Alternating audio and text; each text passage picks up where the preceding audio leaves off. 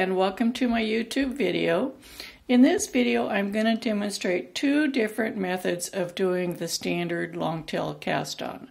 I'm going to demonstrate it worked in the Continental method and in the English method. At the end I'll also show you how to measure the tail before you start so you'll have adequate tail for your project.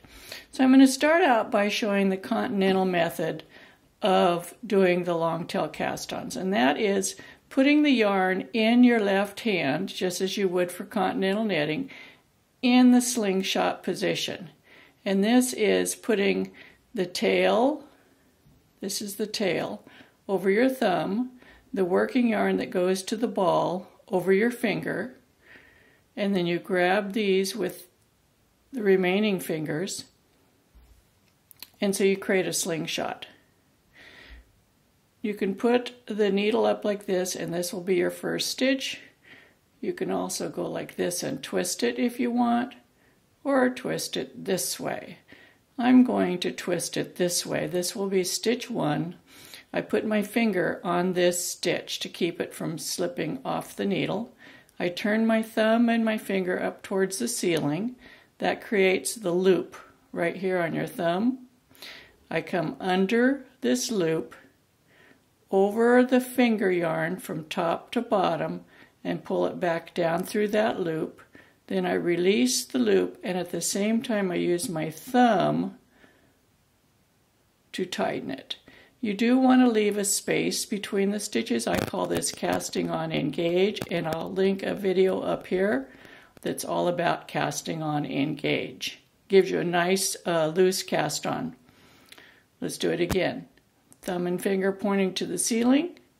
You come under the thumb, through that loop, over the finger yarn, to the bottom, pull it back through the loop, release the thumb, and then use the thumb to pull the yarn out, and you're back in position for the next stitch.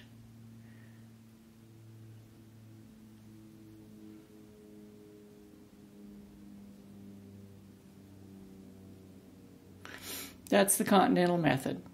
The English method, you hold the yarn over your thumb the same way, but you're going to hold the working yarn in your right hand as if you do for throwing, for English knitting. So you have the yarn the exact same way over your thumb.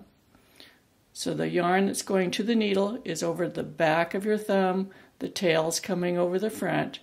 You go up under, throw the yarn around the tip, pull it through, and again with my thumb, I pull the yarn forward, and now I'm back in the same position to make the next stitch.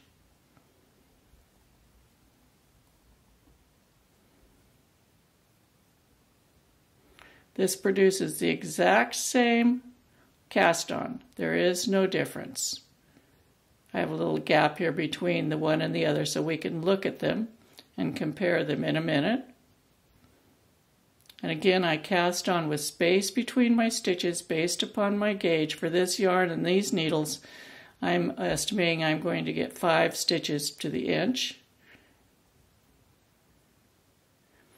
If you're a flicker, you can go like this.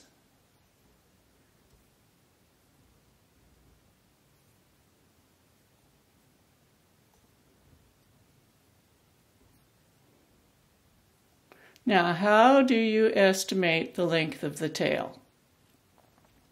I cast on about 10 stitches. Let's see how many we have here. 2, 4, 6, 8, 10, 12. I have 14. Let's take off 4. So I cast on 10 stitches. 2, 4, 6, 8, 10. I have 10 stitches. I hold the tail yarn. This is the tail yarn right here at the base of this stitch. And I put my finger here on the very first stitch. I pull all of these off, and then I grab that first stitch.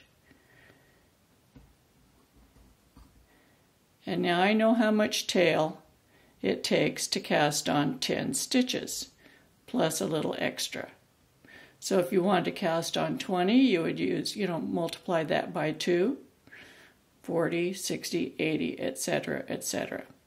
If you enjoy my videos, be sure to hit the thumbs up down there. That always makes me feel like you enjoyed it. Subscribe if you haven't already. Share with your friends. And come back and watch some more. I hope you enjoyed this. Take care and happy knitting.